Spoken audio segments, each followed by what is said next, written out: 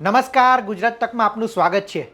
જસદણ ભાજપમાં મોટો ભૂકંપ મચ્યો છે। જી હા, ભાજપના તાલુકા મંત્રી અને પત્રકાર એવા નરેશ ચોહલિયાએ તમામ પદ પરથી રાજીનામું આપ્યું છે। આ સાથે તેમણે મંત્રી કુંવરજી બાવળિયા અને પ્રદેશ ઉપાધ્યક્ષ ભરત બોઘરા સામે પણ ગંભીર આરોપ લગાડ્યા છે।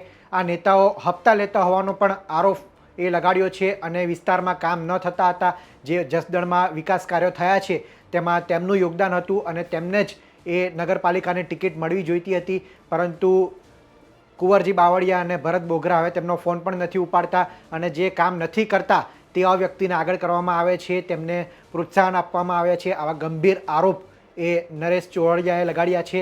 ત્યારે એમનો એક ઓડિયો અત્યારે વાયરલ થઈ રહ્યો છે। જો કે આ ઓડિયોની ગુજરાત તક પુષ્ટિ નથી કરતું। આ ઓડિયોમાં શું છે તે પહેલાં સાંભળીએ। હવે જસદણ વિસ્તારમાં જે વિકાસ થયો છે એ વિકાસ પત્રકાર નરેશ ચોહલિયા એક જ લખે છે, પરંતુ જે વિરુદ્ધ લખે છે એને જ બધું મળે છે। જો અહીંયા પ્રદેશનો એક નેતા છે, દંભી અને પાપી, એ કઈ કરતો નથી અને જસદણ નગરપાલિકામાં કાયદેસર મને જ ટિકિટ મળવી જોઈએ અને મારે જ લડવું જોઈએ એ હું દાવા સાથે કહું છું। એ કુંવરજીભાઈ બાવળિયા નથી કરી શક્યો, ભરત બોઘરો તો વિરોધ કરતો હતો, મારો વિરોધ કરતો હતો, અને ત્યાર પછી જે થયું એ માય કાંકલાવો એના રોજ ફોન ઉપાડવાનો। હું સવારથી સાંજ સુધી ફોન કરું, મારો ફોન ન ઉપડે। આજથી હું તમામ રાજકીય હોદ્દા ઉપરથી રાજીનામું આપું છું। જસદણ શહેર ભાજપના મંત્રી પદેથી પણ હું રાજીનામું આપું છું। આવી પાવૈયા જેવી જિંદગી જીવવાનો મારો કોઈ અધિકાર નથી અને હું કોઈ પણ નેતો હોય, કોઈ ગુંડો હોય, એને તાબે થતો નથી।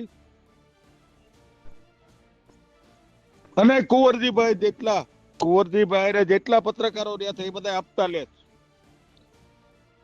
ચૌલી દિવાલ પડી ગઈ, ત્યાં 2 લાખ રૂપિયા લઈ ગયા, પાલિકામાં જ લઈ ગયા, બધી જ લઈ ગયા। તપાસ કરો, અમે ભૂખે મરી ગયા, કોઈ દી કુંવરજીભાઈ ને કીધું 1 રૂપિયો આપો। અને અત્યારે જે મારા ભાઈબંધ, મારી ભેગા રહેવા વાળા, એ પણ નથી બોલી શકતા, કારણ કે નપુંસકતા અનુભવે છે। નપુંસકતા અનુભવે છે।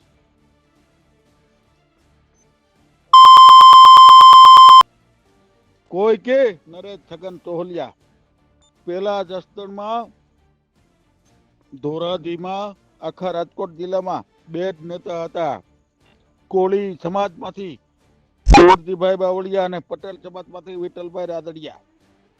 આ 2 જ નેતા હતા।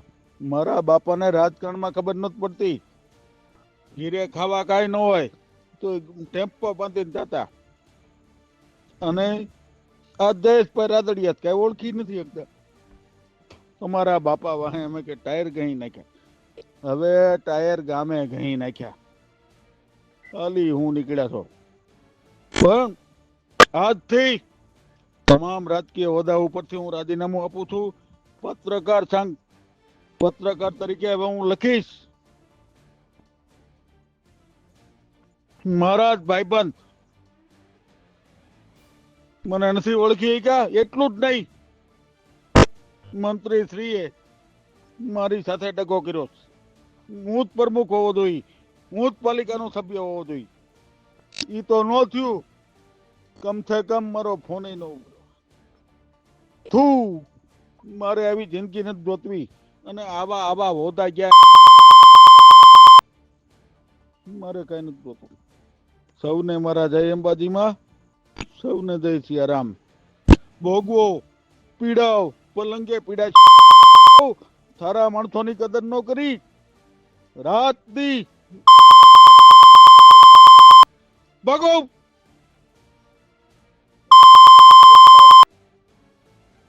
જય અંબાજીમાં। નરેશ ચોહલિયા કહી રહ્યા છે કે પહેલાં 2 જ નેતા હતા, એક કુંવરજી બાવળિયા એ કોળી સમાજમાંથી અને પાટીદાર સમાજમાંથી જયેશ રાદડિયાના પિતા એટલે કે વિઠ્ઠલ રાદડિયા હતા, તેમનું ખૂબ માન સન્માન હતું, પરંતુ જયેશ રાદડિયાને પણ હવે તેમની એટલે કે નરેશભાઈની એ કદર રહી નથી તેવો ગંભીર આરોપ એ લગાડી રહ્યા છે અને તમામ હોદ્દા પરથી રાજીનામું આપ્યું છે. તેઓ પોતે જસદણ તાલુકા ભાજપના મંત્રી હોવાનો દાવો કરી રહ્યા છે અને એક મોટા સમાચાર કહી શકાય. ચૂંટણી પહેલાં નગરપાલિકાની અને જે જિલ્લા પંચાયતની ચૂંટણી જાહેર થાય તે પહેલાં જ એ ભૂકંપ મચી ગયો છે જસદણમાં. આગામી સમયમાં શું થાય છે તે જોવાનું રહ્યું.